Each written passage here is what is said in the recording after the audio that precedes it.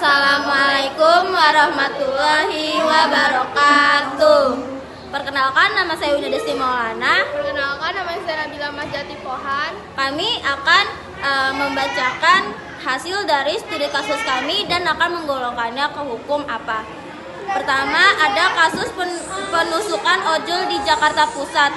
Pelaku diduga kabur keluar kota. Seorang pria pengemudi ojol berinisial MR berumur 24 tahun tewas bersimpuh darah usai ditusuk seseorang tepat di dekat stasiun kereta pada Sabtu 22 Oktober 2022 sekitar pukul 13.30 waktu Indonesia Barat.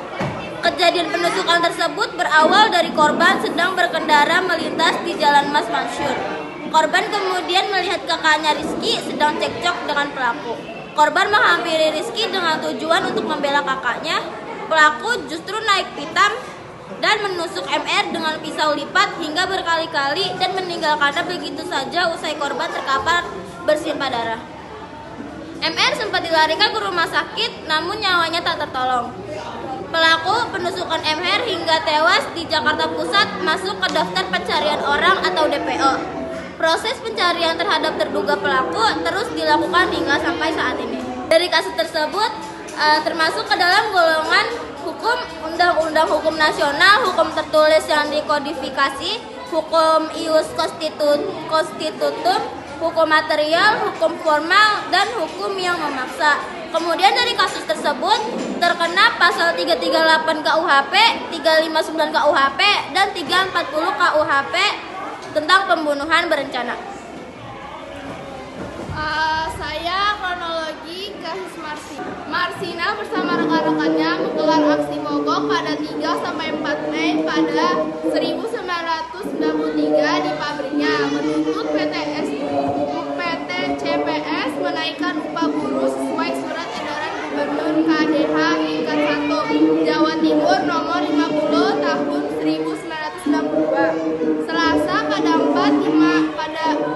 tanggal 4 bulan 5 1993 sore, Kodim Sidoarjo melayangkan surat panggilan terhadap 13 rekan Marsina agar hadir pada Rabu 5 Mei 1993. Dalam pertemuannya tersebut, 13 rekan Marsina menyatakan mundurnya para buruh itu. Marsina belum mengetahui hasil pemanggilan 13 rekannya tersebut, kemudian berusaha mencari tahu ke Kodim Sidoarjo. Rabu malam 25 tahun lalu, itulah menjadi akhir bagi rekan-rekannya melihat Marsina. Baru kemudian pada 8 Mei 1993 jenazah Marsina ditemukan di gubuk pinggiran hutan Wilangan, Nganjuk, Jawa Timur.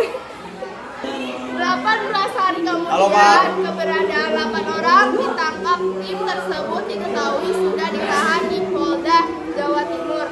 Saat itu pengacara Yudi Susanto Momolja Desorjadi menyebut upaya tersebut sebagai rekayasa aparat Kodim untuk mencari kambing hitam pembunuh Marsina.